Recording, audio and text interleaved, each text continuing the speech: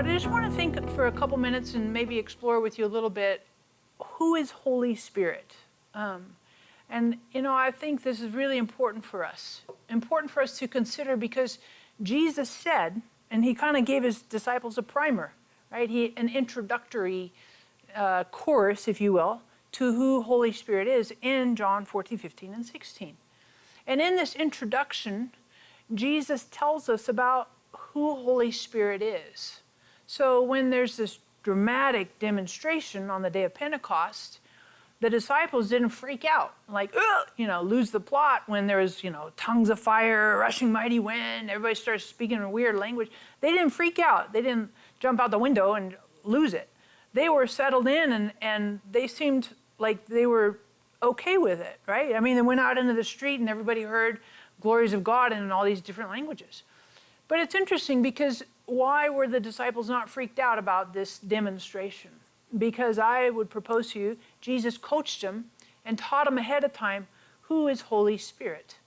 So when we think about celebrating Pentecost, we can celebrate the activities and the demonstration and expression, but I think it would be helpful to us if we back up the train a little bit and think about who is Holy Spirit.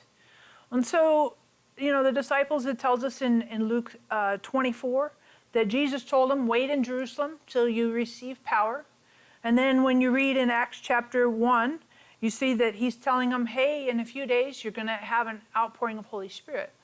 And I want you to consider that even though you have this demonstration, the disciples had already received Holy Spirit in John 20, 22. After Jesus rose from the dead, he breathed on them and said, receive Holy Spirit.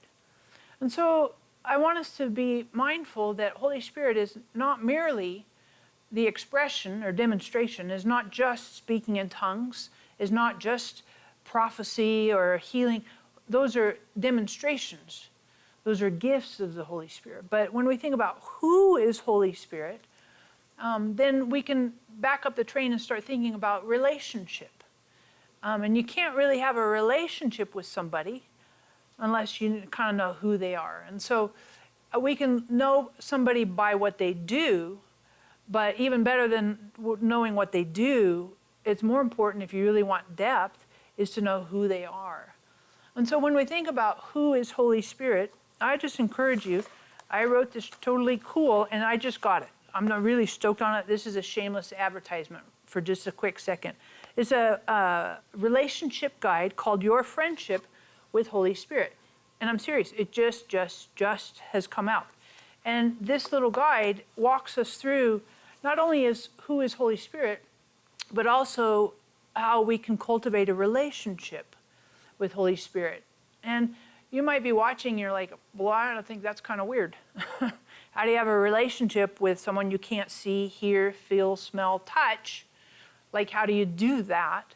And I think that's a legit, that's tricky. How can we cultivate a relationship with someone intangible, right? Inaudible, invisible. And I want to encourage you that it is possible. Because when you look in the Bible and when you watch what God says about Holy Spirit, when you watch what Jesus says to Nicodemus about Holy Spirit, the idea here is that when Jesus left, he sent Holy Spirit. He said it's better. He told the disciples in John 16, it's better for you that I leave so that Holy Spirit will come. And so we on the planet now, as we walk around, Holy Spirit is present with us. And when Jesus said it, he said, the Holy Spirit will never leave you. So Holy Spirit is always with us. In the car, as we're sleeping, whether we realize it or recognize or not, we're aware, Holy Spirit is always present. That's one of the characteristics of Holy Spirit. So